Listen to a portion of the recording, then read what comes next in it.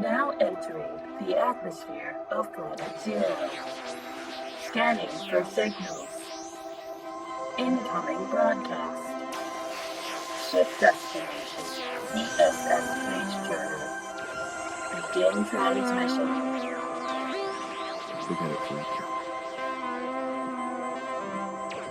You said this guy's in Marvel vs. Capcom? Look, it's Granny Goodness. I did get Granny Goodness vibes.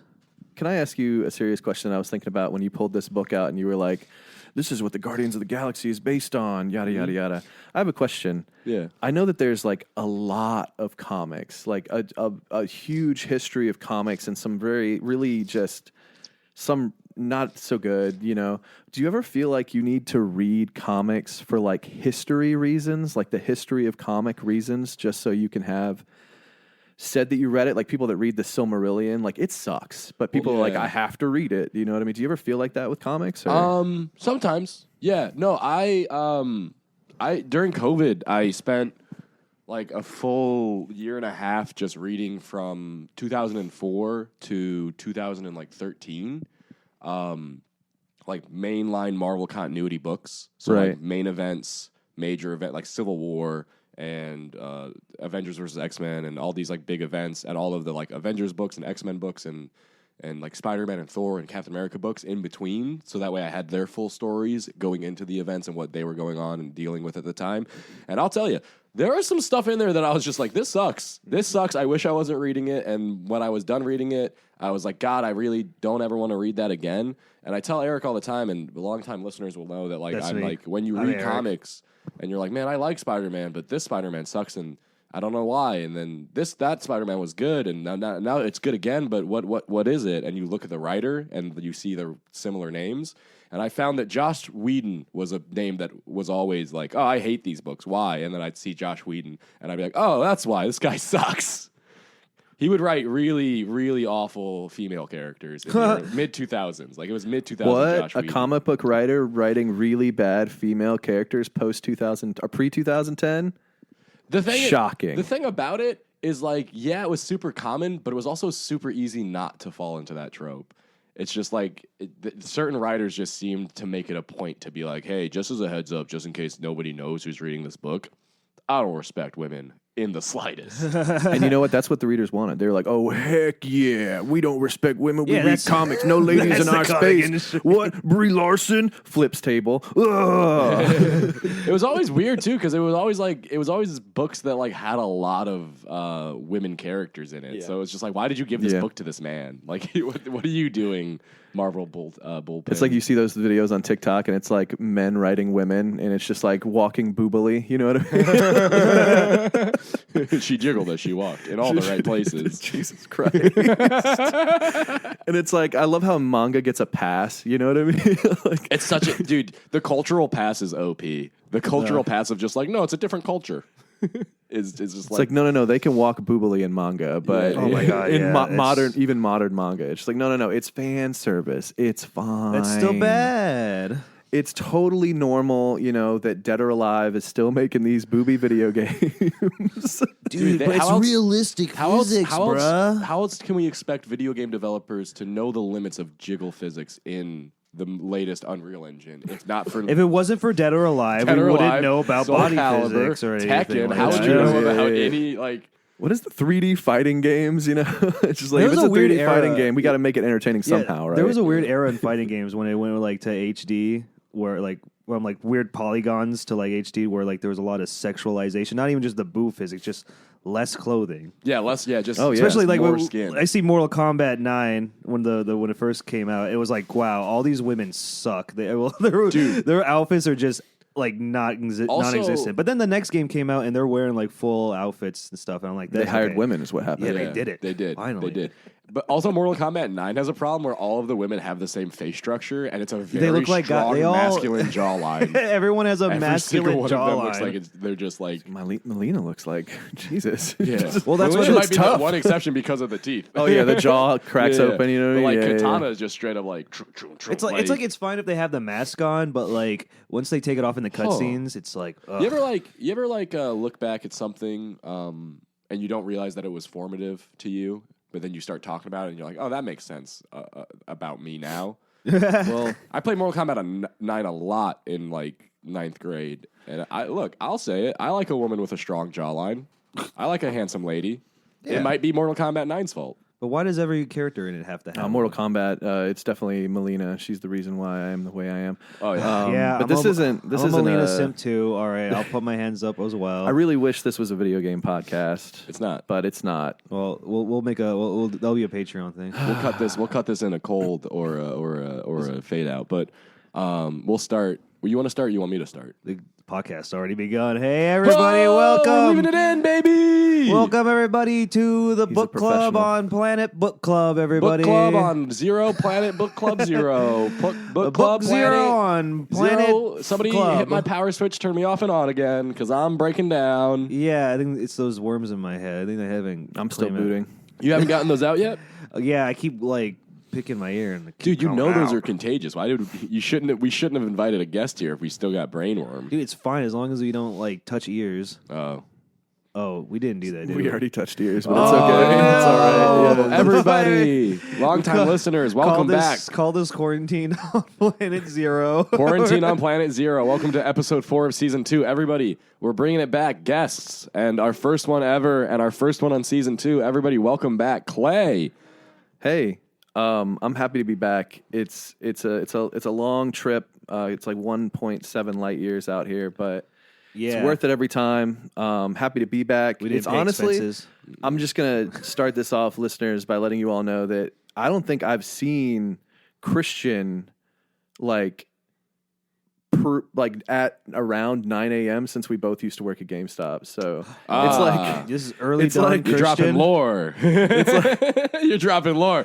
Yeah. it's like it's I just don't normally see you, so early in the morning, and it's like 9 a.m. I think on It's Planet Zero around- right now. yeah. Yeah, it's like It's in the morning. Yeah. it's in the morning. There's like 4 suns, so it's hard to keep track. we all had but breakfast. We and did coffee. all eat space breakfast. They So- were So serving that counts it as still. morning. So That's actually how you know if it's morning in space is if the restaurant you're at is serving breakfast still. It's the only way. Yeah, Only it's, way. and it's honestly it's kind of like an abstract thing. Definitely. It's all Yeah, on a they- feeling. they always have breakfast. They always serve breakfast all day. So sometimes it's kind of hard. It's kind of weird. Planet Zero You doesn't, doesn't have a sun. You that could it trick rotates. you could trick a lot of diners because what will happen is if you just walk in with a fresh pot of coffee, the smell of coffee tricks the server into thinking they're serving breakfast, and then you can get. we were breakfast. talking about this in space. When you stand still, you know how like at one point in space it could be like 10 years has passed on Earth. I feel like if you just sit still in space, that no time passes. It makes sense. Well, that's right? actually how it works on Planet Zero. Is that if you don't move, time doesn't notice. It's like the T-Rexes from Jurassic Park. Yeah, that's how time works. So if you stop moving, maybe like we can save some minutes. That's why we're able to read so much every week. we sit silently and stare at the motionless. Speaking of time not moving, it's definitely been like what, 2 years, a year and a half since I've been on this podcast. At least a year. It's been a while. 1 year because we did all of 2023. We started in 2023, and then we wrapped up 2023. We took a big break, and now we're back hitting Yeah. it hard, We're hitting back. the pavement, feet on the ground, treads in the mud, wheels on the tarmac. Somebody say something. You guys have been doing pretty well though. I was Yeah. yeah. Oh, How I have you mean, been? besides Yeah. occasional, oxygen tank leak or Or like brainworm. or Christ. brainworm crawling. We at have you while had you the sleep. occasional interdimensional doppelganger try to replace us. So if Oh, you yeah. smell like If you smell awful, something very awful. It's Yeah. a dead body. Understood. or a pot of fresh coffee, you'll know. It's morning. You'll know it's morning, and you'll know that that's not me. Welcome to Planet Zero. I've been good, to answer your question. I've been good. It's been a long time, so I'll catch everybody up. My kid's been getting really big and awesome. I started working with the creature. The creature works with me now. Yeah, thank you, creature. Go back to your cage. Yeah. I Yeah, have a we crate. only, The Creech crate. we only call you out to edit the podcast. Go back into your crate. He's okay. He's fine. He's fine. My kid, we watched yesterday. This is a new thing. I won't take up too much time talking about my kid in my life since we have to talk about Saga, the book that you two love. Oh, yes. We will. We're gonna talk about Saga because that's what I was here originally to pitch to them. And believe it or not, guys, Erik read most of it. Christian read some all of it in the span of a year and a half. Everybody, a year and a half. I read 3 volumes of it, equivalent. Me and my son yesterday, we were just vibing because my Yeah. wife is sick. So she was back in the bedroom, and it was just me and Liam. And I was like, "Hey, man, do you want to watch like a Pokemon something or another?" And he's at this point where he says yes to everything. Yeah. He's like, "Yeah." So I turn on Pokemon Concierge on Netflix, and it's like a cozy show. It's sort of like got 4 episodes. It's not. I don't even know what Is it's that the about. stop really, animation one? Yeah, it's like Okay. stop motion animation. That's cute. And he lost his mind. He was like, okay, so the Wingles came on the screen, didn't care for the Wingles. What? The God. Wiggles? Nobody likes Wingle. No, Okay. I like the Wiggles. Okay. You know. Not the Wiggles, Wingle. Oh, Wingles? Oh, yeah, I don't give a Yeah, I think, Yeah, they're the seagull that not an evolves into a Australian, pelican. not an Australian kids thing, but Yeah, like, dude. But then Mudkip came on the screen. Oh yeah, He lost it. Oh. He was like, fish kitty. Fish kitty. That's a fish kitty. And I was Yeah. like, it kind of is a fish kitty, yeah. And then he saw Eevee, and he was like, he was like, kitty. He lost it. He was like, I love Pokemon now. But then he saw Pikachu and knew Pikachu's name. He was like, that's Pikachu right there. That's Pikachu. And I was like, how do you know? We've never watched Pokemon. We've never done anything with Pokemon. He's like, that's Pikachu. That's eerie. It's like Nintendo, like, it's just Pikachu is just this marketing icon, right? So he probably saw Pikachu somewhere, like Yeah. in a Lego aisle at Target or something. You Oh, know? yeah, He was like, oh, there's probably like Pikachu. that. And I mean, Pikachu's like my second favorite Pokemon. So, like, I get that. Anyways, Yeah, he's so up yeah, there. we're Like we're top getting him into 10. Pokemon. So that's kind of what's been going on with me. Wow, he's about to go on a ride. Yeah, it's gonna be fun. Highs and lows. By let me the tell time you. he's Show him all the ugly Pokemon, and then see if he's. Oh, still, he saw Trubbish, and he was so into Trubbish. Oh, That's my the first one I God. thought of. Oh, I was my like, Lord. Trubbish. What? No, he loves garbage trucks and like Okay. trucks and trash and Oh. stuff. So, Yo, so when the truck comes by, you take him out. oh and they yeah, walk- the garbage truck. He hears it outside, and he's like, "Trash guy," and I'm like, "Let's go check it out." We open the door, we stand on the porch, and he just watches the garbage truck it drives off, and he's like, "Bye, garbage truck." You think they hear him? You think the truck? Oh, they driver honk hears at him. Yeah, they love him. Yeah, they that Liam comes outside almost every morning when the garbage guy comes, and they recognize this little Little goober. That's the homie. little guy. Shout out to the youngest fan of the podcast, Liam. Well, shout out to all your trash collectors listens. out there. He does listen. That's how he knows who. Actually, that's how he knows who Pikachu is. We keep. There's subliminal. If you play our podcast backwards, it's just us describing what a Pikachu. Pikachu is to Liam. It's actually a secret Pokemon podcast. Yeah. I know that every if you- episode sounds improvised and just like Yeah. a natural conversation, but it's a tight Everything's script. yeah. Everything. This whole podcast is literally scripted. Right now, if you played this portion backwards, it's the lore of Rayquaza. So for the listeners at home, I sat down. Just so chill out. Just so everybody knows, I sat down and they set their books down on the table, and I was like, "So what are we talking about?" And they were like, and then they changed the subject, and I was like, "Are we going to talk about Saga?" And they're like, "Maybe." And I was like, yes. "Oh." Yes, we're Yes, gonna. we talk I'm not are. kidding when I It's tell part of the you. script. I'm not kidding when I tell you that we're not supposed to talk about Moon Knight today. But there is a Moon Knight book on the table, and it's worrying me. No, look, Eric's just had this book and hasn't been reading it, and I know he hasn't been reading it, so I just We want are it going to back. talk about it. I'm going to talk about how much I don't like it. That's fine. It's like I the- guess. out of the know. out of Finally. the 4 Moon Knight stories I've read, Eric's mad at me because on the way home from a party last night, I kept shitting on DC's multiverse. that wasn't why I was structure. pissed off. I was pissed off because you wouldn't stop poking me Oh, that's while I was fair. driving. So You kept grabbing the wheel, dude. Yeah, because Last- it was a party. last time I was here, I recommended a book to you guys. You recommended 2 books to me. Yeah. I'm trying to remember, or 1 book to me. It was Berserk from this guy. It was Berserk from and- Christian and Delicious in fr- Dungeon. Delicious in Dungeon, which just came out as an anime, by the way, which And I haven't I- seen yet. I can't wait to watch it. I tried to read Berserk, and I couldn't get into it, but it was more like, I think it was just like how I was reading it. Like maybe I had to have the physical copies but then I don't like reading physical copies, so I went to read the digital copy, and it wasn't super easy for me to read, like on my phone or on my tablet. So I just kind of gave up on it. But as I turned to look at Eric, I did read Delicious in Dungeon, about 7 or 8, I think 7 or 8 volumes of Delicious in Dungeon. And something else that I'll talk to you guys about later after we talk about Saga, because I recommended Saga to you two. Yes. That's what our deep dive is today, is Saga. Yeah, so everyone put on your snorkel gear. Everyone get dressed up as Flippa-Dippa because we're deep diving. Call back to Flippa-Dippa, season 1, baby. Flippa-Dippa's going to be a mascot for this segment. For the deep dive? For the deep dive. This is where the creature edits in some stock, like jumping into the water. You know, like this is where when I finally make the TikTok account, I'll actually start adding animations. Well, if I had my glass of milk with me, I'd blow bubbles in it. You know. Yeah, I was going to say you forgot your glass of milk. My signature glass of milk that I carry with me everywhere. I don't have on your me. Pink milk that is Planet Zero exclusive. The pink milk. That pink milk. It comes out. Clay, pink. I swear to God, it's not just that blue milk, Pepto-Bismol. Lucasfilms, please. It's not blue milk. I swear to God, it's just Pepto-Bismol.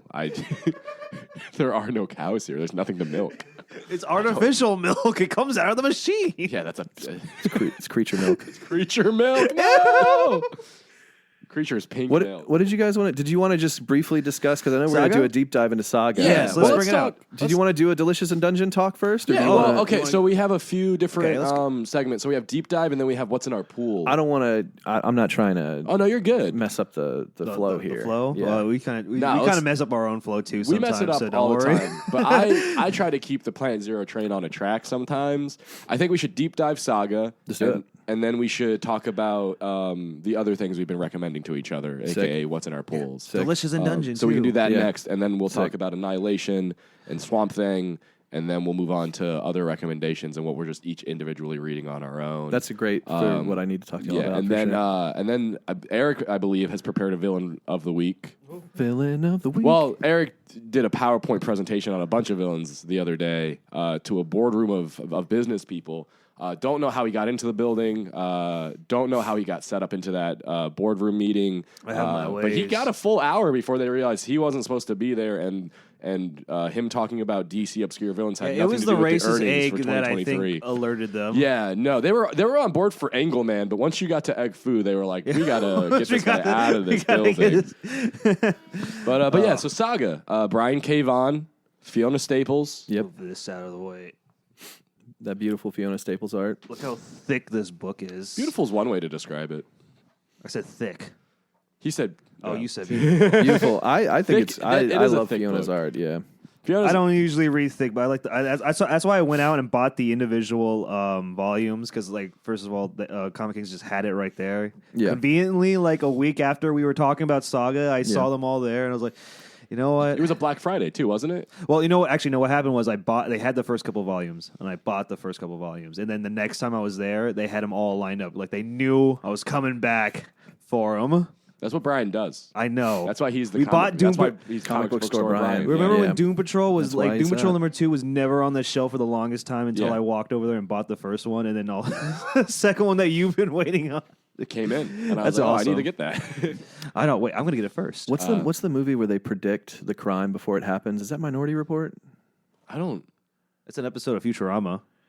That's what Brian does. That's what Brian does with comics. He predicts what you want before you want it, and he puts it on the shelf. He's like a comic seer. Yeah, like a seer. Yeah, like Sage. Oh, I was supposed to go see him yesterday. I got too busy. But anyways, tell us a little bit about. Go ahead and give us a brief rundown of what Saga is about, Clay. Sure, I'd love to.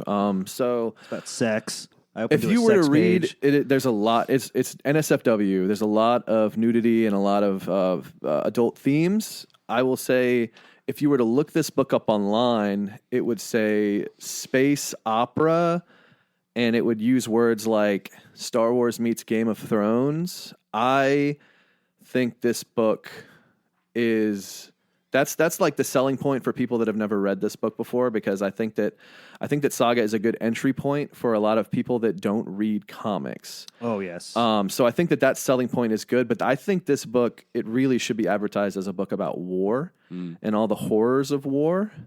But essentially, Saga is about a family at its core. It's Marco and Alana, and they are two different races that are at war, and they have a kid, and it's not a spoiler. We'll say spoiler alert here in a few, but they have a kid, and that kid, there's apparently like never been a kid like it. And the two governments, these two planets, don't like that there is a kid. Well, the wings and the horns have been in a race war for millennia, right? yeah. Race Long war. time. Yeah, so they've been race warring for a real long time. So To the they've point where they never- stopped warring on their own soil and started just warring in other So All their places. satellite It's planets, not to reduce the story, but it's a true underworld story of like the vampires and the werewolves breeding together. Right. That's what the baby is. It's like this has never happened before, and to this. the moon of Cleve and to the planet of Landfall. See, Cleve is the moon of Landfall, and that's where the horns are from. You know, And the term this Moonies. Moonies. God, is you the- beat me it's- to it. You beat me to It's it. sort by of a like second. the Moonies is sort of like the kind of derogatory, like, you know, term used to describe people from Cleve. But they have horns. They have antlers. And then the Landfallians, they have wings, and those could be bird wings or bug wings. They're winged humanoids. Oh, so And- anybody in this with wings is a landfall? Landfallian, yeah. Oh, And essentially, they both see this baby that is born of both races that has horns and wings as an abomination, and they want it killed. So these two are constantly being hunted. And that's sort of kind of what drives the entire story is these governments just super into killing this baby.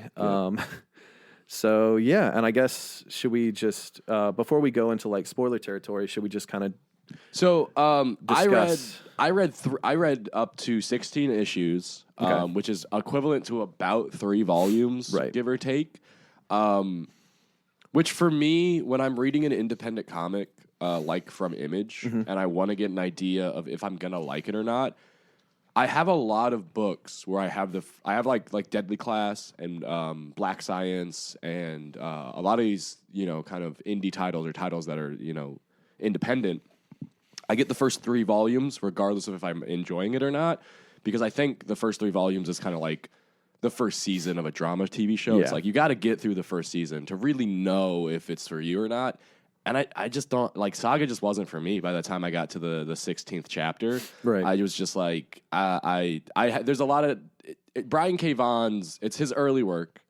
And I was even talking to Comic Book Store Brian about it, and I was like, look, I love Wes Anderson. I love Wes Anderson to death. But like, I can go back and watch Bottle Rocket and be like, this movie sucks. Right. This movie sucks. And like, but like, I can see that there's still like the blueprint of his style coming out. But I just can't. I don't know what it is with Saga, but I just couldn't get it. I think I didn't like the mom character. okay? Oh, you didn't like the mom? I didn't like the dad character. I didn't like Marco either. I didn't. There's only one character I did like, and it was the Will. The Will. Yeah. And Lion Cat. Lion Cat's also cool. No, Lion Cat's phenomenal. Lion Cat is very Lion cool. Cat I- is honestly maybe the best character. Probably Yeah. best the goat. So I got to where I got Lion last Cat's night, great. and then I did a big flip through just to see like Yeah. what kind of develops. And I saw some characters develop, like the little seal guy.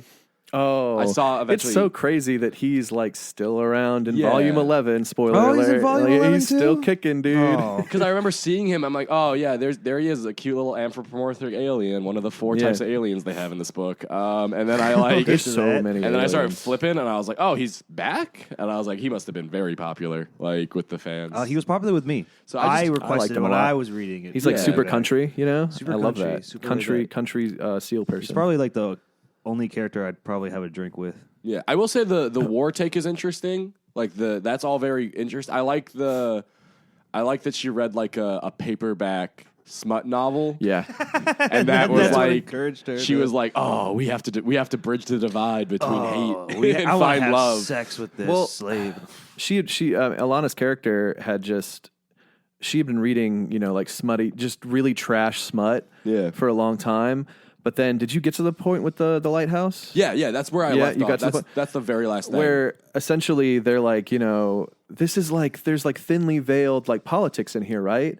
And he's like, no, it's just trash. But he's just saying that Yeah. to like protect Yeah, well, himself in a way. so- Because there is thinly veiled the politics in there. It was the robot guy. Yeah, Prince Robot. Prince got Robot there. shows up. It made you think that Prince Robot showed her first, but really Alana and the family They were was hiding in it, upstairs, yeah. And you originally think that he's lying, like yeah, it's all smart. This doesn't make any sense. But Prince Robot's all like, you're freaking lying, and to tell you that, I'm going to shoot you in the chest, and I'm going to read this book to you right in front of you as you slowly dying. And he also talks about like his son and how his son died fighting for Landfall and stuff. And Oh my god, you know, it Yeah. was a So whole wait, thing. the writer's Landfallian? No, but Landfall controls so many systems that they like enlist other people to fight in their war, and so other planets have gotten caught up in their war too. Okay. So much like, you know, when the U.S. goes to like, they don't even, I mean, when they go to war, like everybody else be getting involved, you Oh know, my because God, they just yeah. have to, because the U.S. is like, well, we need help. You're going to help us or are we going to mess you up too? We need help making all Like- this money right now. Like even we're gonna make money out of this, guys. It's fine. If we go to war, we'll make money. It's fine. even we the mention they Robot got Kingdom oil? was like that. Like even Robot Kingdom to a certain degree. Yeah, the robot guys are very awful. Oh, They're not good aliens. but Prince Robot is the best one. They are. Honestly, I the like best character. I like their honestly. designs. See, he hasn't gotten to like A lot of Prince Robot's character right now, he's development, just a you know what I guy mean? chasing after them right now. yeah, he really had some. Whew, man, he had that guy some- goes through it, man. but God, he has to work with people he fucking hates, but like he deals with it anyway because he knows So- the greater good. He'll tell you how much he hates working with you and like call Before- you shit, but he'll also help you because he knows I need help. Before we dive into like spoilers, just in case people are like listening to this, like, oh, I want to hear what it's about and I want to read it. I just want to get y'all's like take before we jump into spoiler territory, because you said that it wasn't for you, Yeah. and that's Christian's take. Eric, what did you feel after 9 volumes?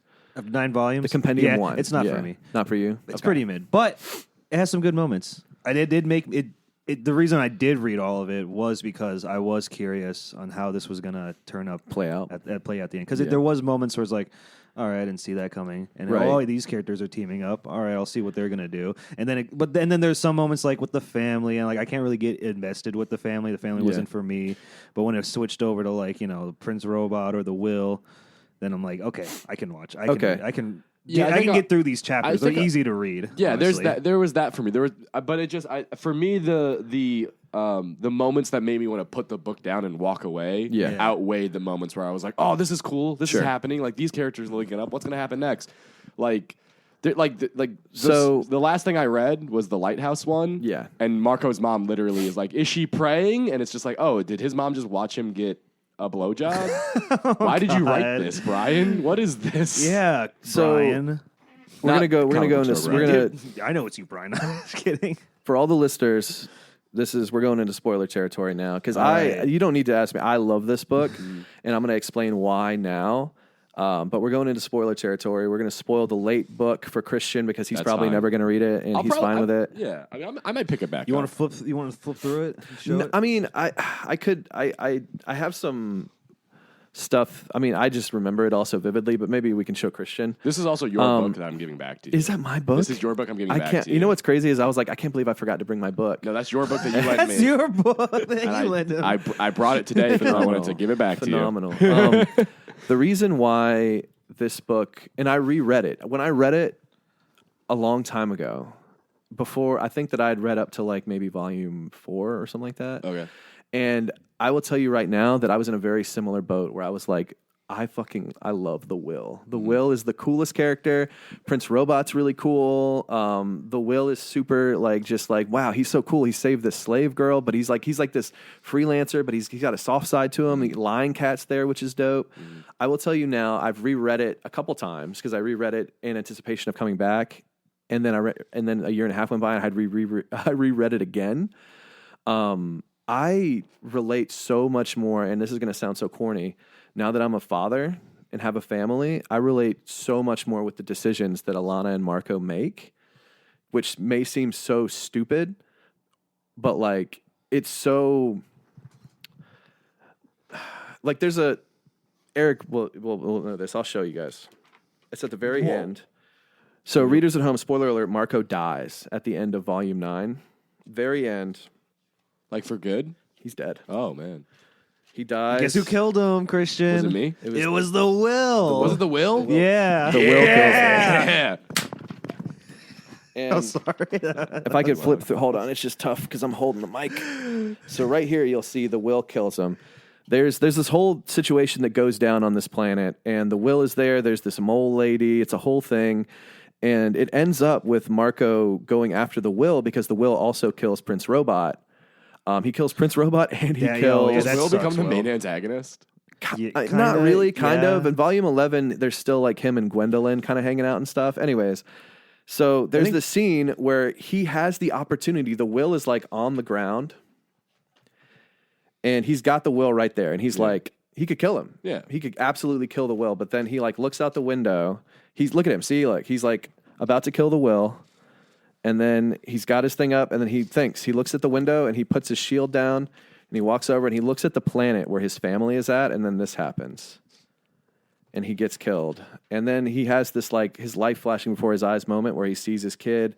And essentially, for everybody at home, something you should need to know about Marco is that he is so freaking good at killing people. He is like a force of nature. He is described by multiple times in the book, but he is like a pacifist. He does not like that he is so good at killing people.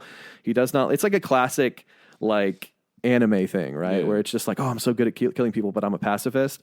And he doesn't want that world for his kid. Like he doesn't want to be that person anymore for his kid. And it ends up killing him.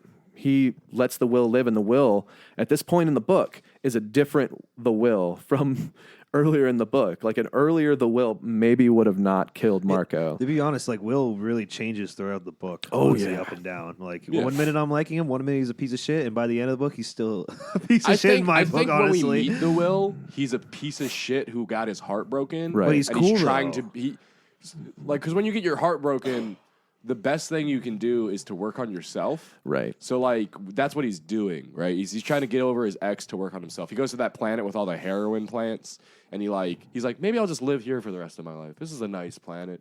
Maybe I'll just settle down here and retire from being a mercenary. And you know, if the kid wants to stay, I'll raise her as my own. And you know, I think I'm done with this. I think I'm done, right? And then he gets a tip, right? And then life pushes him and nudges him in the wrong direction. And he doesn't have the character development yet to be like, oh, no, I should follow this instinct of, like, getting out of the game. Instead, he makes the decision to get out of the game because he's losing at the game. And then the game gives him an opening. And he's like, okay. And you realize that, okay, he still needs a lot of work done on himself. So I can only imagine that he has a bunch of moral ups and downs as we go through that book. Yeah, there's the will. There's a very big turning point for him where he gets like captured and forced to work for that To mole me- lady. Well, before that, to me, the big turning point was when the Oh. adopted girl stabs him in the neck because she was hallucinating. She was hallucinating, So yeah. he was out for a while. Yeah. And while they were out, the girl he was hanging out with, Gwendolyn. And the little girl. Who is Marco's ex-fiance. Yeah, Gwendolyn Gwendolyn, is. yeah. So Yeah, they yeah, meet yeah. up with another freelancer, later revealed to be the Will's sister. Oh, the brand. Sophie. You realize that Sophie's named after his older sister. Yeah. And they go on this adventure to find a cure for the Will because of how he died. Is like he was slowly dying, so they needed something. And in the process, the brand died, and it's all because of that little girl's fault. I mean, she helped Yeah. out, but she kind of like went off plan. There's like a And, dragon. They had yeah. to. This is another. Where you mentioned the book sexualizes stuff. Yeah, Like they had to go get. They had to Remind get me, it was like a dragon dragon jizz. It was some kind of. It was the last Dragon male semen? dragon on this planet, and he's Yeah. because all the female dragons are like just hanging around. Like you can find the last male over there, and he goes in there, and you might want to cover yours for this. He's literally like sucking himself off. He's what? The dragon? The dragon He's is sucking pleasuring off. himself Yeah, in the the shock his own value. mouth. Yeah, that shock value sexual stuff that you always talk about. It keeps going. No, they lean into the shock. I do Well, recognize that they lean into sexual shock value in a lot in these books. So what happened was, yeah, you're right. Sometimes it's like, what's the point? But they find them get the poison. The sister dies, and when the Will wakes up, he realizes Sophie's not here, and they tell her like, "Hey, she didn't make it." Just completely blames both of them. Just shuts them off completely. Even though Right. they saved those life, they care for him, and he wanted to make this connection. But because his sister's gone, he just shuts everybody out of his life, and he goes on a downward spiral where he's a shitty freelancer. Right. He gets fat. Gains a bunch of weight. Yeah. Oh yeah, Yeah. he gets real thick. Yeah, And then like he tried. I forgot exactly what he's doing, but he's like dicking around. But then all of a sudden he realizes, oh wait, I got this cool babe that was into me, and this girl that I kind of adopted. Let me go back to them after a couple of years of being a shithead and not talking to them. And like, hey, I'm ready to come back in your lives now. And then they're like, no, dude, Yeah. go away. Yeah. I'm like, yeah, get out of here. No, he Will. really is the story of like the shitter friend that you had growing so up. to me, that was a turning point for me with Will when the sister was that he just completely just shut these people off despite how much they did everything for him. Right. Even though, I mean, the girl was kind of her fault, but she also stabbed him in the neck previously to that. yeah, I guess he's still mad about that. I think he's still mad about that. You wouldn't have to have put my sister in danger if you didn't get high on heroin plants and stab me. Well, in the they neck. didn't know. They didn't know. They did not know, listeners at home.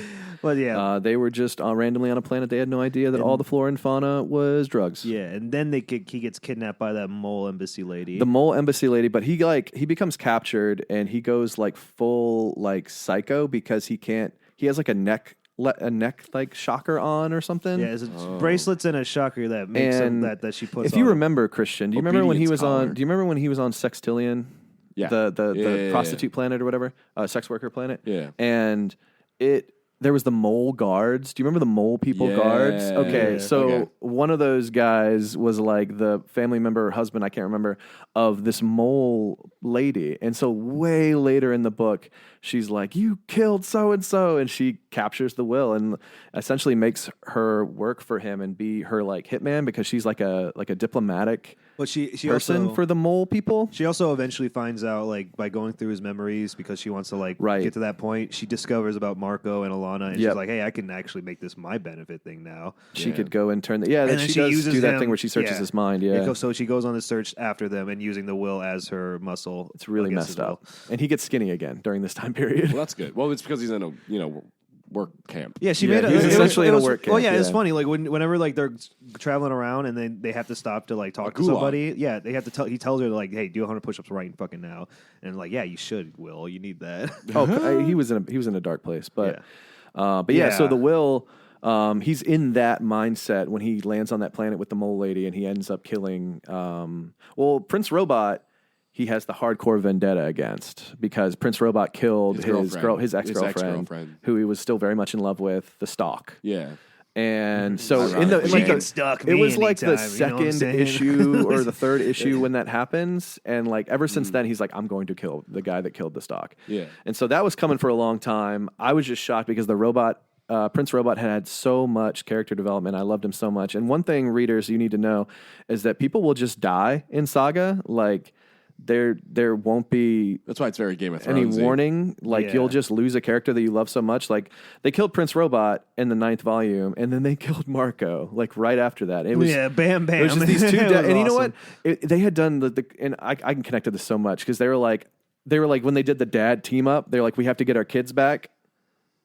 Yes, When yes. Marco and Prince Robot teamed up, they have to work together That to was save pretty their kids. badass. I was like, that was the end of a volume, and I flipped to that page, and I was like, oh, hell yes. Yeah, that Like, was one of those dad team up. That was one of those moments where it's like, okay, I want to see what's going to happen next. That's what kinda you're talking thing. about, right? Where they, that was a moment, two people that do not like each other working together because they have to save their Yeah, kids. that's what makes Prince Robot such a great character, in my opinion. Again, like I mentioned earlier, I love Prince Robot. He gets into these situations where he has to work with people that he doesn't like. And, Right. And you're right. Sometimes these people die, and he actually feels for that because he's a war guy. Like even as much as a jerk he is, he's a war veteran, and he feels the loss for comrades, that are on the field around him. Like there's that one high lady that was on the ship with him, and she just kept she got Marco high, and she was getting high. Yeah. He hates that, and but he's still like, okay, you're useful, but I'm gonna keep you anyway. But then she sacrificed herself to keep the engine going, Yeah. so she kind of burned up to Chris, and Prince Robot immediately was like, damn.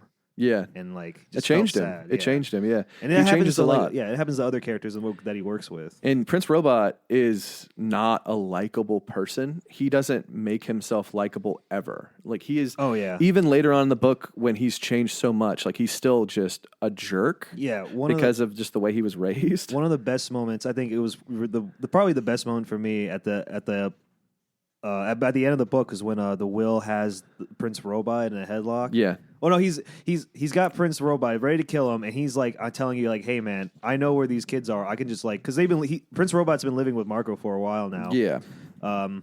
So he's about to rat out Marco and their family just so he and his son could escape. Yeah. And Marco there heard that. He heard that, and he didn't hold that against him because There you go, Christian.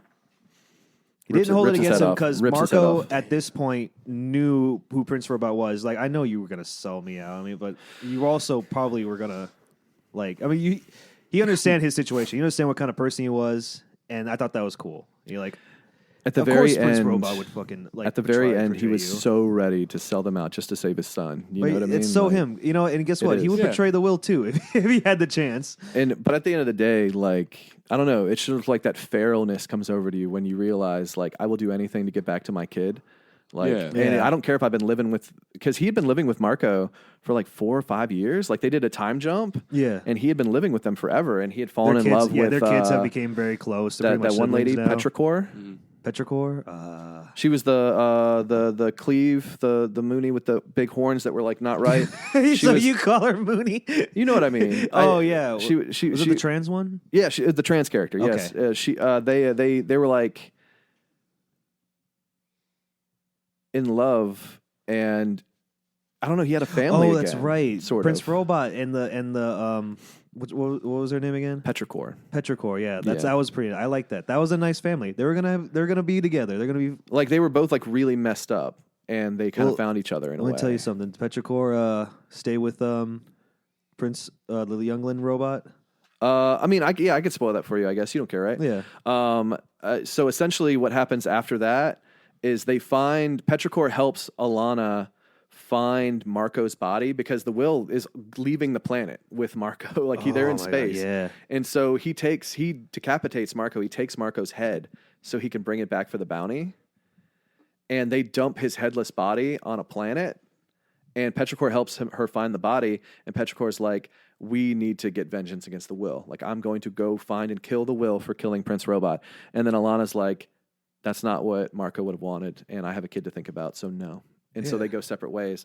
And then Petrichor, like straight up at the end of volume 11, does like a sneak attack, like with, the teleportation axe that they have. You know what I'm talking Yeah. about? She like teleports into Gwendolyn's room where the Will and Gwendolyn and Sophie are and beats the shit out of the Will. Like absolutely messes him up. And then is about to shoot him with a one-shot kill arrow, like some magic arrow that kills no matter what. And Sophie jumps in front of it and dies. Well, I'm not saying that. I'm not saying that. Child, that's sad, but like that's why you. She's get like a the will. teenager at this point. But Yeah. Well, like that's what the will gets. Comes around, goes around. That's the whole point of this book. That is really a big part of this book is like vengeance and like Violence begets violence. and what happens, the consequences of your actions. And I mean, the mole lady was a crazy part of that, but also just like, I mean, you talked about Prince Robot and how he was a war veteran. Yeah. And it's such a big part of his story. Like he can't enjoy life. Doesn't like, he have PTSD? Oh, when we yeah. first meet Oh, him? yeah, Like, he dude, has like- flashes of like war come across. Yeah, his even, face. even with Yeah. people, yeah, and it's cool. You know that he has humanity because like you see this flashback where he's working with this like peasant like I think- alien from another planet, Yeah. but he's still being like friendly. Okay, yeah, you're my medic. What's up and everything. And then the gas hits. Oh. and then he starts getting worried for her. Like, hey, get your mask on. And she's all like, I didn't give me a remember- yeah, mask. that was And a tough one. And he Yeah. was like, damn, I was really? like- And she's like, yeah, they don't value me. And he's like, They didn't give me a mask. Like, Yeah. and she just melts. Yeah. And it's She explodes, man, in front It's- of him. it's and it just- was messed up. And, he's like, that's fucked because that was someone who was fighting for you. And Yeah. like, as a war veteran, like, I think it's messed up to I like Prince Robot from what I've read. like I said, he's awful, like absolutely awful. But But you he get it, does have though. so much character development. I understand why he's awful. You meet his dad, King Robot, who is a big LED a huge TV. LED TV. No. And you meet the peasants of that planet, which are like CRT TV. No, they have they're black and white. Yeah. Yeah. Only the royalty is color TVs. Yeah. Jesus. Yeah. And that's why the Princeling. Princeling. Young. I forget what his name is. I just call him Princeling. later. Crap. So he stays with Alana. Yeah, she adopts him essentially. Oh, I Alana wish adopts Petri- I was the Princeling. Sad. I wish Petrichor could have stayed with him, but Nah, she's going to be a badass somewhere else, dude. She's going to absolutely chop up some people. You know that feeling when your mom abandoned you as a child to go and kill the guy who killed your dad? I don't know my dad though. Well, that's because that guy killed him. But I want my mom. Well, she's off killing that guy who killed your dad. Thanks, mom. I guess. All right.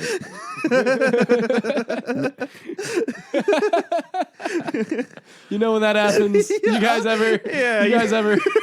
We've all been there. We've all been there when your mom abandons you and doesn't come home from work because she's got to go kill the guy I'm who doing killed this your for dad. you, son. So the war theme, though, I just want to go into that real fast, and then we can switch over to. I want to talk about a different character. it just there's parts of the book where they talk about how like Cleve and Landfall are just keeping this war going for them. Like it's like they can end the war whenever, but they like talk about how, you know, because you got Agent Gale always in the background, horrible, like the worst character. Like they in the newer volumes, volume 11, I think, they show a scene where him and Alana are at like Landfall boot camp, and he goes up to like hit on Alana. And she's like, you know, sorry, I just got out of a long-term relationship. I'm not really interested. And he's like, oh, haha, that's no big deal. You know, I was just coming over to say what's up. And, you know, I can respect that. And she walks off and she's like, wow, thank you for being so cool. And she walks off and then his face changes. He's like, fucking cunt. Like, Jesus Christ. He's like the worst. When did volume 11 come out? Volume 11 was like, I feel like it was 2022. Really, dude? I feel It like might have been 2023 because they took a long break after Volume 9, after Marco died. They took a huge break and they came back, and it was like Alana and this other guy that she had been working with and the gang, and they're still going on adventures just trying to survive, essentially. But it's more like they're absolutely poor and they're like living off of scraps. I saw the recent cover when I was at Barnes and Nobles. Looks like the little two kids have a little street band going on. Right? Yeah, they're playing music on the street corner to get money and stuff. And they're homeless. They're living in a tent at one point, and it's really rough. And Alana's working the worst job. She's essentially working at like an Amazon warehouse. And they show her like she goes behind one of the shelves and like pees into a grate because they don't give her time to pee. And I was like, yeah, they're definitely referencing Amazon warehouses right now. Anyways, but yeah, the whole war thing I think is just interwoven in the story, and it just talks about how awful war is and what it does and what it causes people to do and how it changes people, how it tears families apart. Absolutely, 100%. And then I think a really cool theme of this book, you know, I haven't finished it, but for what it sounds like it plays with that Machiavellian like ideology of like if you're going to conquer someone, you need to conquer them completely. Otherwise, the kids are going to grow up to resent you. Right. Right. So it's you know what I mean? Because like there's no way the princeling and what did they name the kid again? The baby. Hazel. Hazel. Yeah. So like Hazel and the princeling are going to grow up and just have. You know, like their dads got taken from them. Their moms are probably going to get taken from them because of the conflict. Right. And so they're going to have, even if they don't have a personal, like even if they don't have a reason to fight, even if they find peace, there's always going to be that like resentment towards the people who put them through what they went through. So it would be so easy to spark that, just that reignite that fire of war and violence. So I think that's something that this book does well. Which is neat. I'll probably pick it up later. I'm reading so much right now. I wanted to. You guys both mentioned you like Prince Robot, you like these other characters, but you don't like Alana and Marco. Out of all of them, I like Alana the most. Marco, I can kind of relate to her. What's crazy is I like Marco more than I like Alana, but it's one of those things where I'm just like, man, all the other side characters are cooler than the main characters. And I really wish I had more of the side characters and less of the main characters. It's one of those books where I felt like the main characters were my vehicle to get the side character stories. And I have a hard time keeping track with those books. Like that's why I stopped reading Game of Thrones, because at a certain point I just kept reading chapters of characters I didn't want to read. Right. And I'm just like, I can't keep reading. Like at this point I'm just wasting time trying to get to the next point in my favorite character story when I could just be reading something that I enjoy all the characters and all of the different plot angles that they got going for them. But what were you gonna say about? No, I was just curious why. You didn't like. Let's just Marco. Like, why didn't you like Marco? I guess I don't really like his pacifist standpoint. I get it. Like I'm kind of a pacifist too, more like a violence unless necessary kind of guy. But him is kind of like a little too overboard, which I kind of get it. He's a war veteran. He done some messed up things, but like I still think you got to do what you can to protect your family. So him always hesitating, I think that hurts his family, in my opinion. There's a point where he's talking to a news reporter. Because those two gay fish news reporter guys, Upshur and Doff. So these guys who've been tracking them down, but they ended up like started living with Prince and the Alana's family. Yeah, they kind of just the whole gang just ends up living together because like they're forced to stay in this one island because they can't go anywhere. But anyway, these reporters is like talking to Marco, and he's like, "Hey man, I wouldn't even like found you. This whole thing wouldn't have happened if you let this one guy go, and that gave me the lead on how we all got here." And he's all like, "Ugh." this is all violence again because I hurt that guy. He's come back to me, and like this is the whole reason this is all shit. And he was all like, dude, if you killed that guy, I wouldn't even be here right now, and probably a lot of other crazy stuff wouldn't happen. And I'm like, dude, I'm totally with that guy. Yeah. Marco, you hesitate too much. That's my thing. I respect his pacifist route, but I feel like in a story like this, you can't be too friendly. You know, I mean, that's just me. I mean, he hesitated, and his died. kid doesn't have a father anymore. You hesitate, you know now what he I mean? doesn't have. And it's his principles killed him. And I think that there's like two sides to that coin. Like I see that, and I'm like, I wouldn't want my son to think that I'm a killer. I wouldn't want that world to be there for my son. But it's also the world that you live in. Yeah, you know. but guess what? You parents got to lie to their kids all the time. I don't know. I get both sides of it. Marco is a good representation of ideology versus reality. Oh yeah, that's why I like him more than I like Alana. Because Alana to me, I haven't read all of it, so I don't want to mischaracterize her, but sure. like From what you've read, from what I've read, she just seems like her decision making process isn't always the best. And it kind of drives a lot of the conflict sometimes. And then there's a lot of times where she's just like, this might be personal trauma for me too coming out, but like I don't like it when there's like an issue and then she's just like, I'm sucking your cock, dude. There's too much going on. I'm gonna suck you off, and I'm just like, that's yeah. I don't Right. like people like that. Like that. It's I mean, yeah. There's absolutely, not to defend the writers on this, but there's absolutely people that like try to avoid their trauma with sex and with, just like, hey, I don't want to talk about this right now. Can we just fuck? Yeah. Like there's definitely I've been in situations like that. Right. And Yeah. I get what you're saying. Like she definitely evolves a little bit more. Yeah. Especially after her time. You remember when she was on the did you get to the part where she was on the it was sort of like a wrestling show? A wrestling show, but it was also like A soap drama. a soap opera. Soap opera, yeah. I haven't gotten to that. There was a part. point in that novel where she just keeps taking drugs because it's a wrestling kind of thing. Because Yeah. and also they're It living makes in her poverty. a better actor. Yeah, they're living in poverty too. Yeah, it makes her a better actor. Yeah. So she's all the stress is on her. So she takes these drugs. Meanwhile, Marco's Marco's a stay-at-home dad. He's a Marco stay-at-home this time. dad because he can't go anywhere because they're fugitives. They have to stay at home. But he wants his daughter to go out and like explore. So he signs up for this little like private dance lessons. This teacher gave her private lessons at her home. They can play with her daughter. The Bat Lady. And the Bat Lady. Ginny. And he starts forming like an affection for this Bat Lady. And there comes a point where like Alana and Marco are having sex, and it's like these two people are so not there. They're so close to each other, making love, Right. but mentally they're just far away from each other. Marco's thinking about that Bat Babe, and Alana's like high as hell. Yep. Like and they're both just making love. You can see it in their in their psyche and in their eyes. Like Alana's just out there, and you can see Marco just focusing on something else.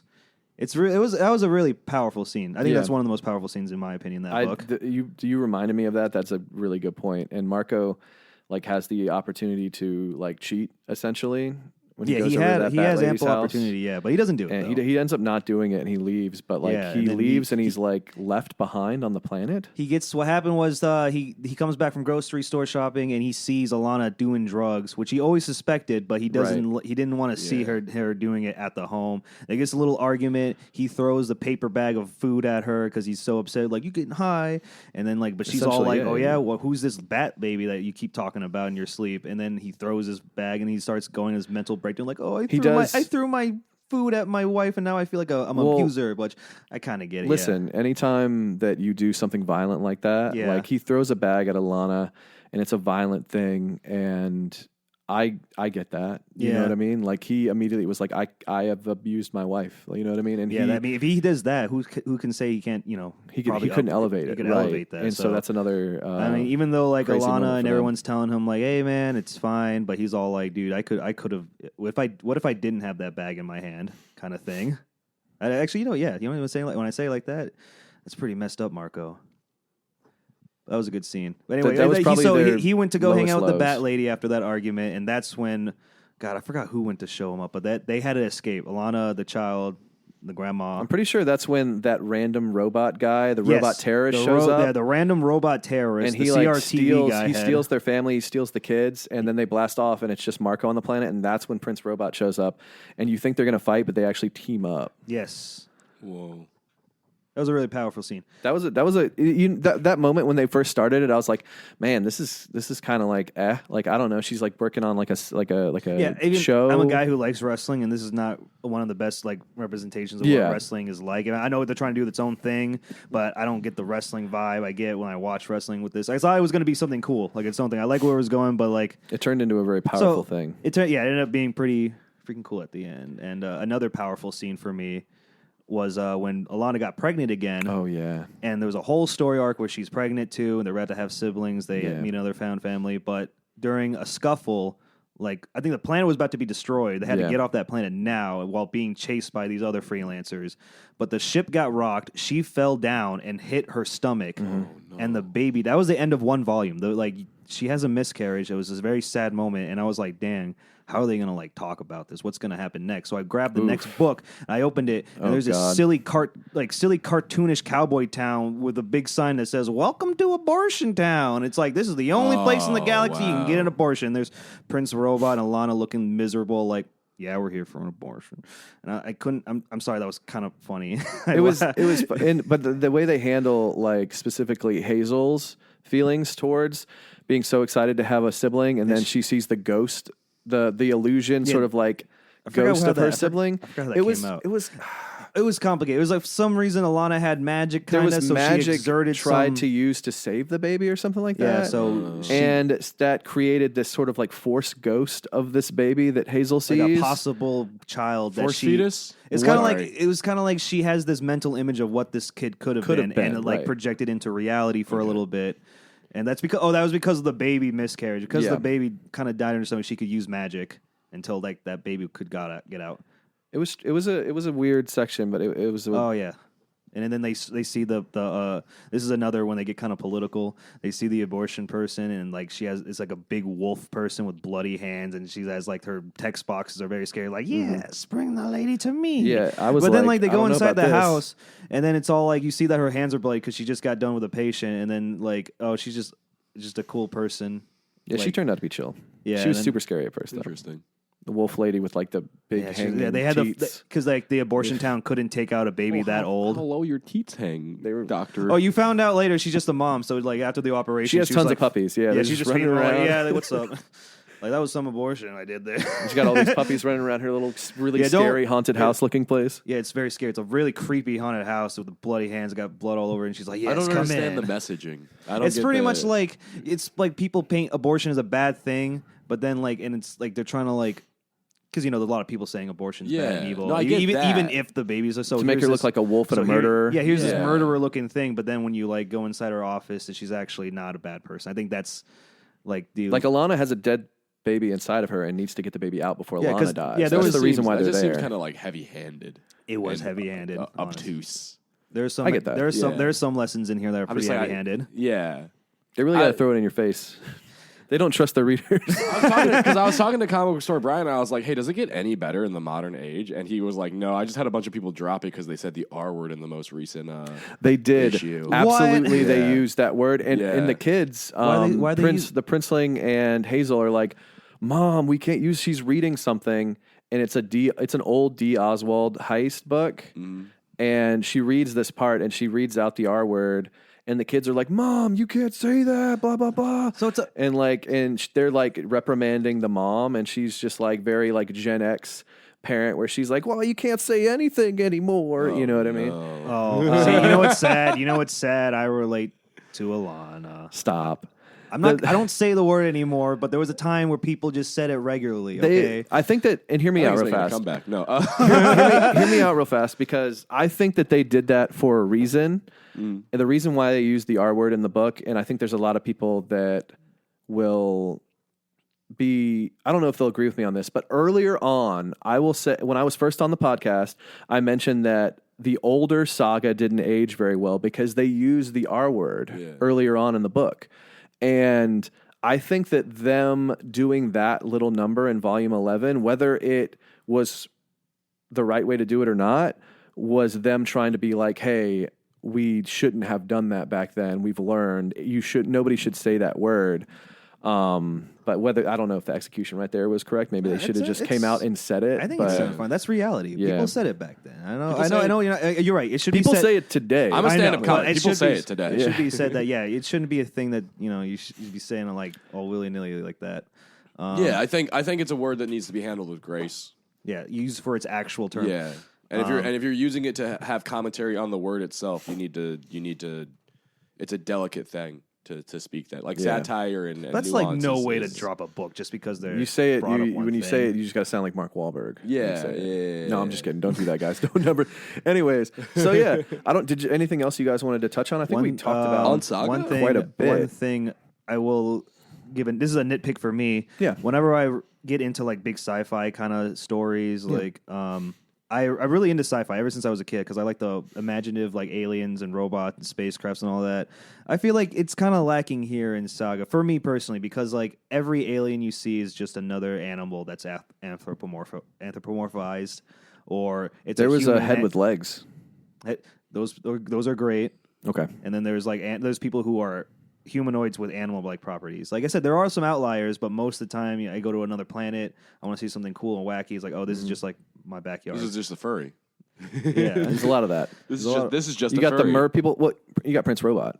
You got the that's robot a kingdom, unique, man. Like a unique. But So you got TV head people. so from what I saw, from what I read, you got your animals, Mm-hmm. you got your people with animal parts, you got your robot peoples. Oh, yeah. which includes like TV Man and any other kind of robot thing. Mm-hmm. And then and then the fourth one is what I like to call the person but put on shuffle mode. So yeah, you know okay, what I that's mean? a good. So That's just a good like a one. head with legs That's a or good- stuff like yeah. that, Sure. Or like that big ogre that was just like a gross dick joke. Like Yeah, when they big landed on that sagging planet. That was pretty balls. shocking too. Yeah, it's just- yeah, it's yeah. just- yeah. So I guess the fifth category would be sex joke. Like the alien is they. It's an literally alien just dragon, imagine and it. he's talking with just the- pleasuring himself yeah, over there. like- Yeah. So they had to get that dragon. But yeah, that's a nitpick of mine personally. Yeah. I mean, not saying there isn't a lot of imaginative parts in it. It's just that I wish some of the aliens could just be little. I think it has a lot of merits. I just think the material that it's handling and the subjects that it's handling, I want a different. Like I would prefer a different frame, and it might be And because you know I'm what's not a Family Guy. And you Like, know what's I'm the not- best frame for this? Walking Dead. Walking Dead. Same company that made that. Same kind of like stories and themes. They'll tell a little bit differently. Yeah, and I'm just gonna say it. Better writer. No, Kirkman. Yeah, he is Kirkman's famed, a killer. yeah. And they even do the they do the Why are you same. gonna Why are you shtick. gonna put two bad bitches up against each other like that? Brian K. Vaughan and Robert Kirkman. I really love Walking Dead, I man, really and it's like no, like, I like Walking Dead. I a lot said of the last time themes. I was on the cast, I said I love The Walking Dead. but like reading this, it was kind of like reading like The Walking Dead in a way, in its own way. like genre swap. Right. Yeah. Like you instead of sci-fi, it's zombie. Yeah, Right. this one's more, and like Walking Dead is definitely like more gritty and like killings happen a lot more often. But it's a more of a found family approach kind of with Rick, and I'm more of a found family kind of guy. I like found families stories, and Yeah. I'm sorry, I think I sound like a horrible person for saying No. that. Like, No, you hate family. yeah, I mean, yeah, me too. I'm not. I don't get. I don't get. I'm not saying I don't like family stories. It just has to be the right kind. And I want everybody to know at home that the first time that Eric met my son, he looked at him and he was like, "Not for me. No, I don't like that. I don't like that guy." yeah, this guy You took said my. this is who you're hanging out with instead of us. That's a dude? real. Yeah, That's a real also, thing that happened. Audience members, the last time I played a video game with Clay, Call of Duty, was the day before his son was born, That and we was the haven't last played a video actual game with fact. each other since. But they also night they- before. but to be fair, they also got rid of Rebirth Island. Oh, they also Call of Duty did. Yeah, get, we can't drop where we want to drop. So Yeah, we can't Yeah, drop never in mind, Clay you're right. Sanctuary Yeah, anymore. my That favorite, was my a good favorite little point. building. Ooh, so safe. Warzone was fun back then. I Yeah. want to say one thing about Saga before we move on, and that is, I think that Saga is important Oh, because I think that Saga, much like The Walking Dead, is a great entryway for people into comics that are absolutely terrified of the huge universe of Marvel and DC that you have no idea where to get into this. You Yeah. know, that's why Image Comics, a lot of them are so important in that way, because what do I need to do to get into Spider-Man? Well, there's like 18, 19, probably more than that, different Spider-Mans. Like, what about Moon Knight? I have to read the 1967 Moon Knight, where he's like Yes, you do have to. breaking up a peace 19. rally or something like that. No, Like, he I don't doesn't know. break up peace rallies. He I don't- breaks up I don't- furries. Listen, I guess what I'm trying to say is it's an amazing entryway for people into the genre, and it was for me. Like I read Saga before I read The Walking Dead, and then I went and read The Walking Dead, and that was like before the show came out, and it got me onto so many other different independent comics like Rat Queens and Rest in Peace Rat Queens, and You ever read Deadly Class? I never read Deadly Class. Deadly Class is a good one. I'll try that out. But yeah, no, Image. You're right. Image is a good publisher to go and just find a series and pick up volume 1. Yeah. And that's all you need to get into it. It's not connected to anything else. You're not missing out on anything else. The only thing I'll say that you might miss out on is Image is one of those ones where like the writer is more important than anything else. Because like Marvel and DC, you can just go get a character that you're interested in. You don't have to worry about who's writing it. You don't have to worry about any of that. But like with Image, I would say like, you know what you like based off of who's writing it. Like I would say go find an Image book that has the name Rick Remender on it and read it now, right now, wherever you are, find it and go read one. Because I think Rick Remender is probably one of the best guys out there. Brian K. Vaughan's another one. I haven't read have you read Why the Last Man? I have not read Why the Last Man. I have not read Why the Last Man or What's his other crap. Paper Girls? Paper Girls. Paper is- Girls. Yeah. I heard Paper Girls is good. I had a roommate who read that. I've heard all of that, and it's all stuff that I need to read. But honestly, you guys, I've been really into manga lately. Yeah. I don't know if That's you guys me. want I'm the to guy. move away from I'm Saga. the guy. Yeah, come on. Stop talking about this dumb American stuff. All right, let's talk about good old fashioned Land of the Rising Sun. Yeah, my comics. hometown. Yeah, love that. you were I born love there. Little lore drop. I worked at GameStop. I was born in Japan. The creature just clocked in. The creature heard we were talking about manga and spun around. He came out in of his crate. seat. Came out of He his ripped crate. out of his crate. It's the 4th one this month.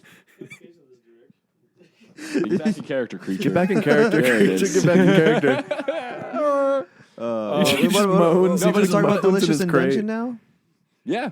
So I was recommended Berserk and Delicious in Dungeon, and I didn't read Berserk, but I did read a good amount of Delicious in Tasty Dungeon. in Dungeon. I love that series. Oh man, I got notes. Let me pull up my phone.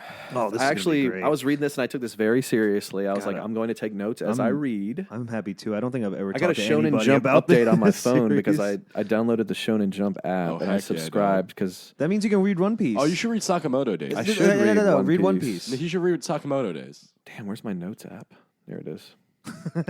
Sorry, there was a He'd like- intense. I think there was an Clay would like intense stare Sakamoto right there. Days.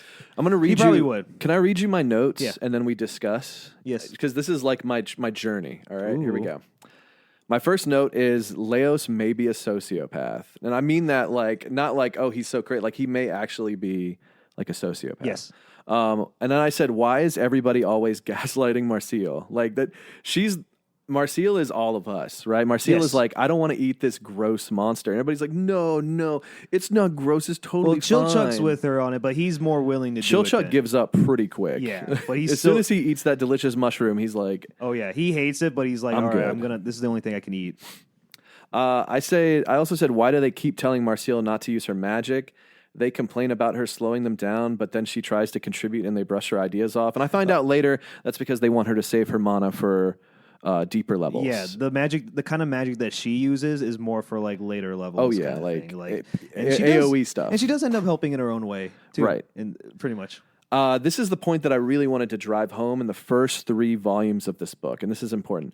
Senshi is too good at everything. He always saves the day. He is ready for seemingly any scenario.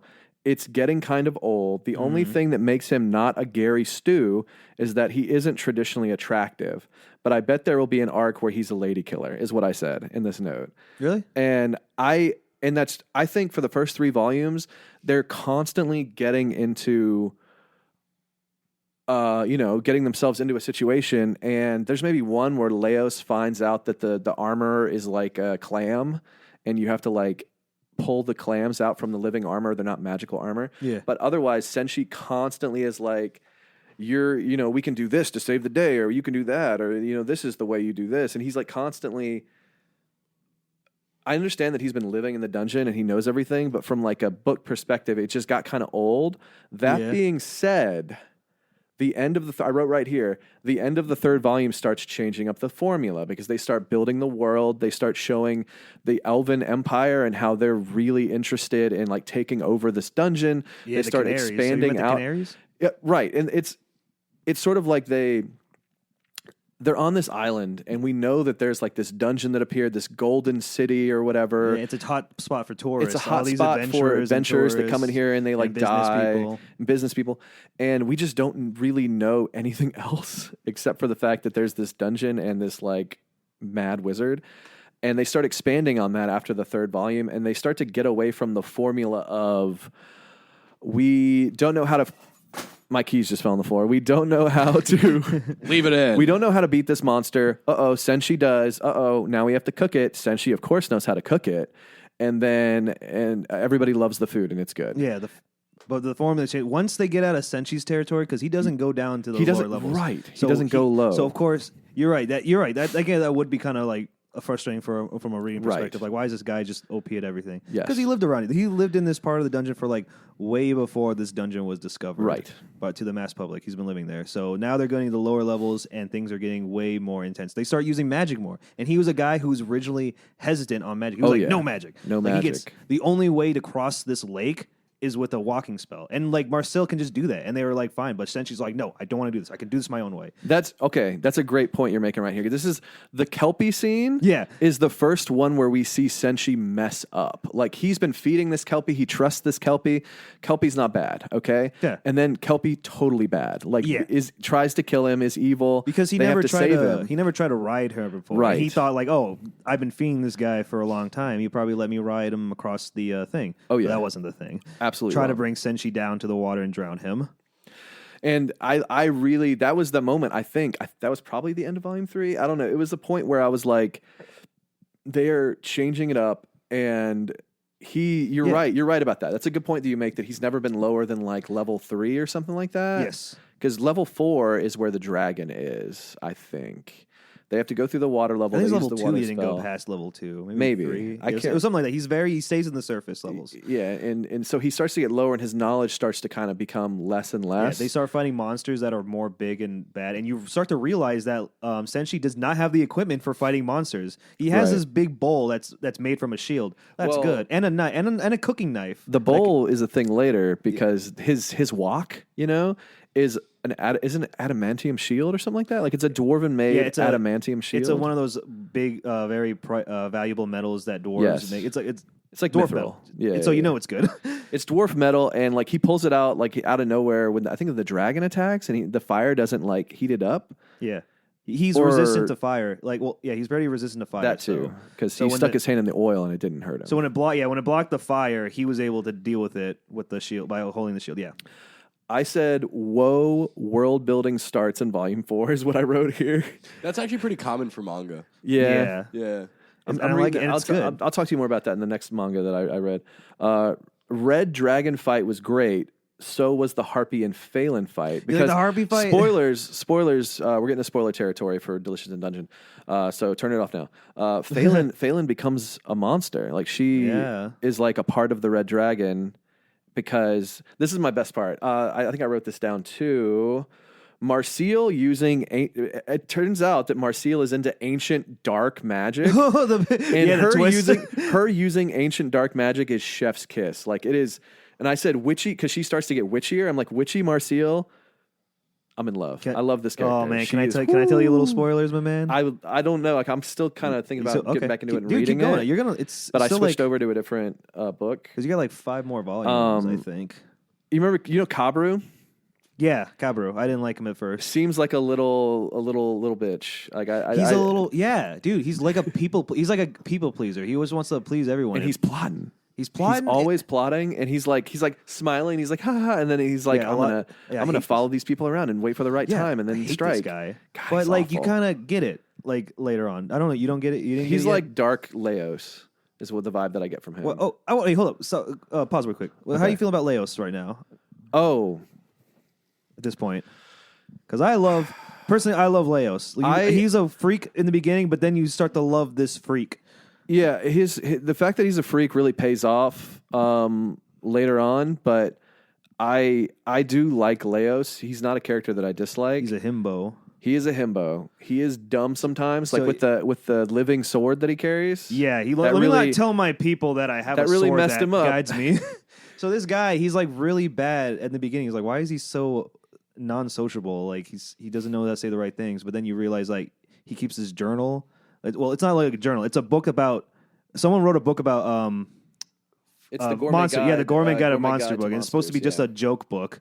But he takes it seriously and he starts writing in it himself. So he's writing in this book, and you realize this guy's really into monsters. That's what makes him go farther in the dungeon than anybody else. People just focus his on thing. fighting. It's his But kink, him, yeah. he's like studying monsters. He's like he reads a lot about them. He's like, oh, okay, that's not how you get through this. This is how we need to think like this. Every other adventurer just goes in and like fighting. He's a scholar. He's a scholar, and yeah. I like him that way. That's why they get so far. And he's also talks about, he's the first person to realize like, hey man, we need to eat.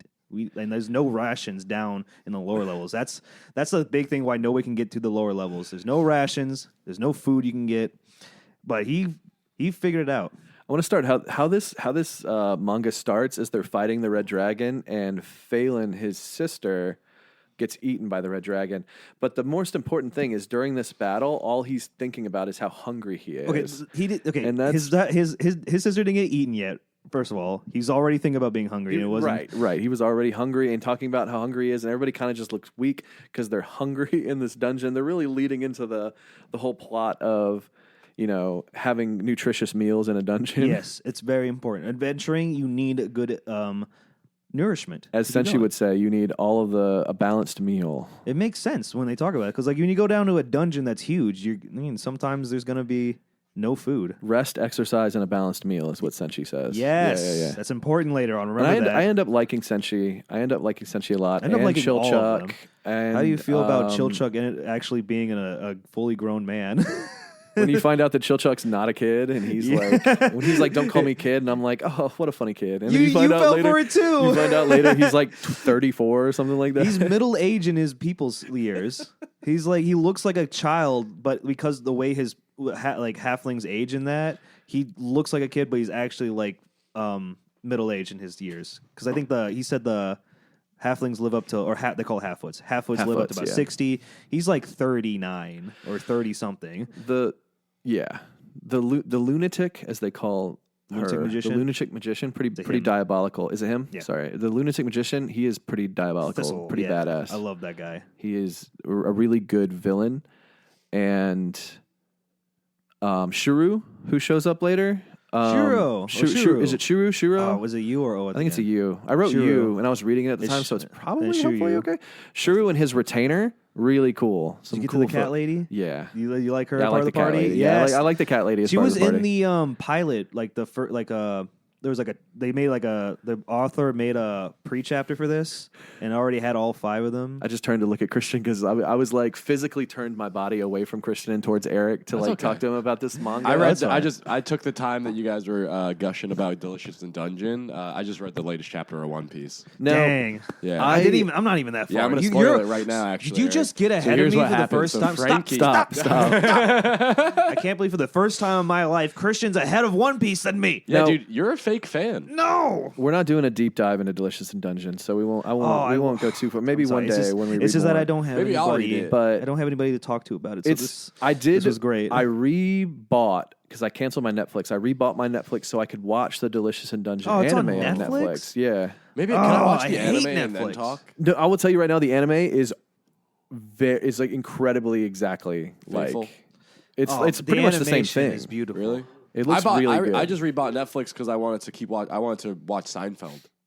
I get that. Yeah. I wanted to cancel my subscription because they keep upping the charges and Dog, charging individual people. I went to go buy then- my Netflix subscription. I was like, why is it so expensive? But then again, they bought JoJo. They have that Scott Pilgrim show. Why are they Yeah. Netflix keep fucking they doing also this? they have up until Impel Down. No, they have up until the war in One Piece in the anime, and then Egghead. What? They skip straight to Egghead. They're releasing Egghead on Netflix as it comes out, but I they don't hate have they streaming don't have the services, in-between, man. Dude. They have the war. They have Paramount War, and then Egghead Island. Oh my god, they had. I don't know. They had Poor I don't know. Netflix watchers. I turned Netflix back on so I could watch Delicious in Dungeon. No, I have to the get Scott it. Pilgrim Takes Off, which is really cool so far. It is cool. Pokemon Concierge, which I wanted to watch, and then Blue Eye Samurai, which I've heard nothing but good stuff about. I saw that. Yeah, I've heard a lot of good stuff about that. I think I might pick that up. I'm probably going to cancel my Netflix as soon as I watch all that because it's for the HD for the 4K one. It's like $23 a month.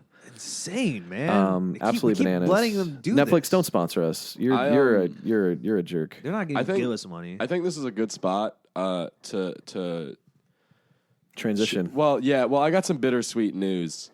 I'm actually doing Space Court in about 10 minutes. And we've been moving around a lot, so time has definitely taken note of the fact that we've been It's my here for a restless minute. leg syndrome. I'm sorry. Yeah, you gotta stop shaking your leg. So I think Denison, this is all the time we have this week. Next week we'll dive back into Annihilation and Swamp Thing.